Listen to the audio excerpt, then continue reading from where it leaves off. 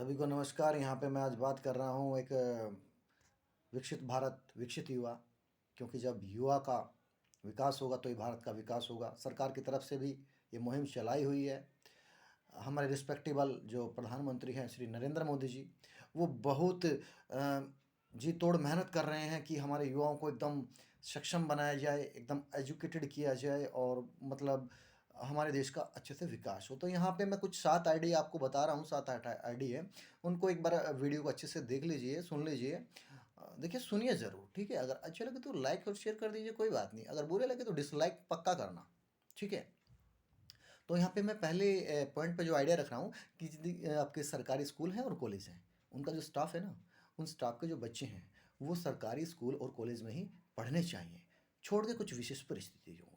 दूसरा पॉइंट मैं रख रहा हूँ यहाँ पे, सभी ग्राम पंचायत के मेंबर हैं और सरपंच हैं, उन सभी के बच्चे गाँव के ही जो स्कूल है, उस स्कूल के अंदर ही उनके बच्चों को शिक्षा दी जाए। यानी कि सरपंच और मेंबर के जो बच्चे हैं उनको गांव के ही सरकारी स्कूल में शिक्षा देनी अनिवार्य कर दी जाए, छोड़ के कुछ विशेष परिस्थितियों को। तीसरा पॉइंट है, सभी गवर्नमेंट और प्राइवेट अस्पतालों के अंदर, गवर्नमेंट और प्राइवेट अस्पताल, उनके अंदर फ्री ऑफ कॉस्ट, बिल्कुल फ्री ऑफ कॉस्ट, ना SC ST OBC BPL कुछ नहीं, सभी के लिए फ्री ऑफ कॉस्ट क्या कर दिया जाए, वहाँ पे सुविधा दे दी जाए मेडिकल की।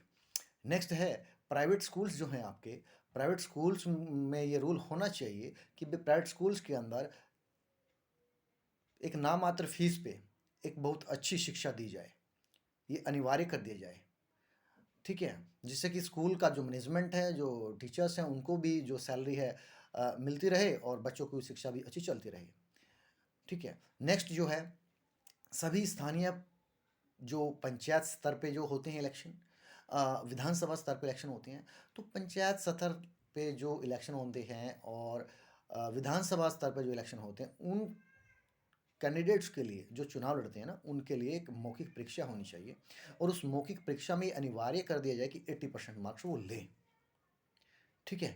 80% मार्क्स वो लें। और जो विधानसभा के जो सदस्य हैं, वो MLAs का जो चुनाव लड़ते हैं, उनके लिए जो मौखिक परीक्षा, ये सामूहिक रूप से जनता द्वारा ली जाए।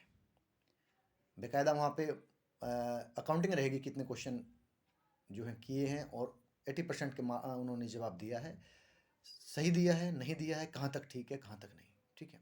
ऐसे ही जो ग्राम पंचायत के अंदर हैं, उनके चुनाव से पहले भी गांव के लोगों द्वारा मौखिक रूप से परीक्षा होनी चाहिए, उनके लिए भी 80% अंक लेने अनिवार्य है।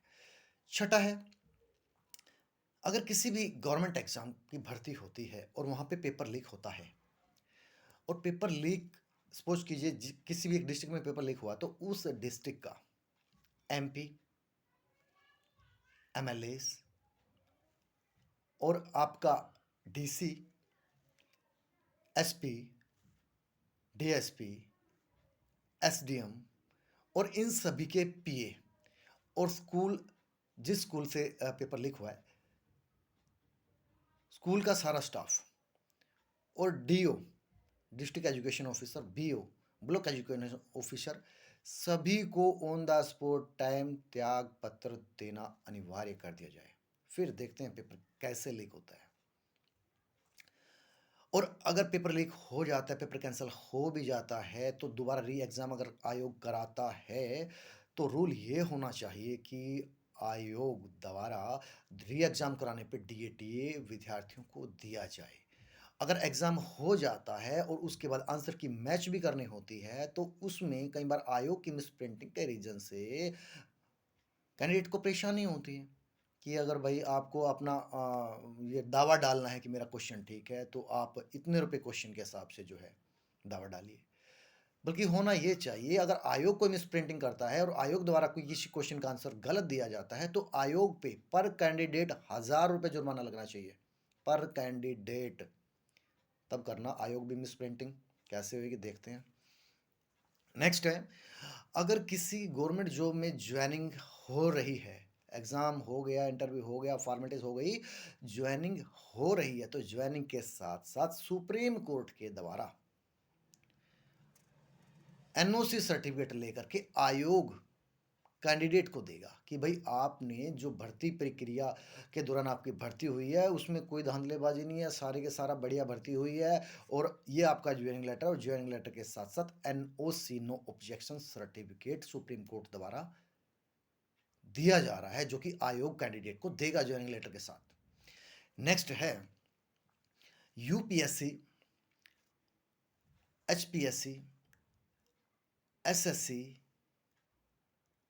एचपीएससी, एनटीए, जितने भी ये विभाग हैं ना अपने, इनके जो बोर्ड के सदस्य और अध्यक्ष हैं, उनकी नियुक्ति से पहले एक परीक्षा होनी चाहिए, और उस परीक्षा लेगी सामूहिक रूप से जनता, और जनता ही उसमें लेगी, जो है मौखिक रूप से परीक्षा लेगी जनता, और उस जनता के अंदर जो है लॉयर रहेंगे, ज़्यादा लॉयर रहेंगे और स्टूडेंट्स रहेंगे, और जो है उस क्षेत्र का जो ख्याता विशेषज्ञ वो रहेगा, मैनेजमेंट विशेषज्ञ रहेगा। तो उसमें जो क्वेश्चन होंगे ना, लिखित परीक्षा होएगी इनकी, उस लिखित परीक्षा के अंदर मैनेजमेंट से संबंधित क्वेश्चन होंगे, और वो paper time to time exam से ठीक पहले बनाया जाएगा और वहीं पे दिया जाएगा। और ये सेंटर लेवल पे ये एग्ज़ाम, स्टेट लेवल पे एग्ज़ाम, और करने के बाद ही जब इस एग्ज़ाम में 80% मार्क्स ले लें वो कैंडिडेट ही कहेंगे, क्योंकि अभी तक तो वो सदस्य और अध्यक्ष नहीं बने। तो अगर वो एग्ज़ाम में इतने परसेंट नंबर ले लेते हैं 80%, तो हमें लगता है कि हाँ, ये मैनेजमेंट तरीका इनका सही रहेगा, और किसी भी भर्ती प्रक्रिया में मैनेजमेंट से संबंधित कोई परेशानी नहीं आएगी। तो उन्हीं कैंडिडेट को अध्यक्ष या सदस्य बनाया जाए आयोग का, जिस आयोग के सदस्य व अध्यक्ष ने ये एग्ज़ाम पास किया है और 80% मार्क्स लिया है। जैसे कि हरियाणा सिविल सर्विस के अंदर अभी 2022-23 में एक रूल बना दिया गया है कि एचसीएस की प्रीलिम्स परीक्षा पास करने के बाद मेंस एग्जाम के अंदर कैंडिडेट अगर 45% नंबर नहीं लेता है तो उसको मेंस एग्जाम के लिए डिस्क्वालीफाई माना जाता है। मेंस एग्जाम जो है वो पास नहीं है भाई। और मेंस एग्जाम में तो सारा डिस्क्रिप्टिव होता है, पता है आपको। मेंस एग्जाम के अंदर 50% भी लेना बहुत मुश्किल बात है मेंस एग्जाम के अंदर, क्योंकि जहाँ तक मेरा आइडिया है आज तक यूपीएससी में भी किसी ने मेंस एग्जाम के अंदर 50% मार्क्स नहीं लिए।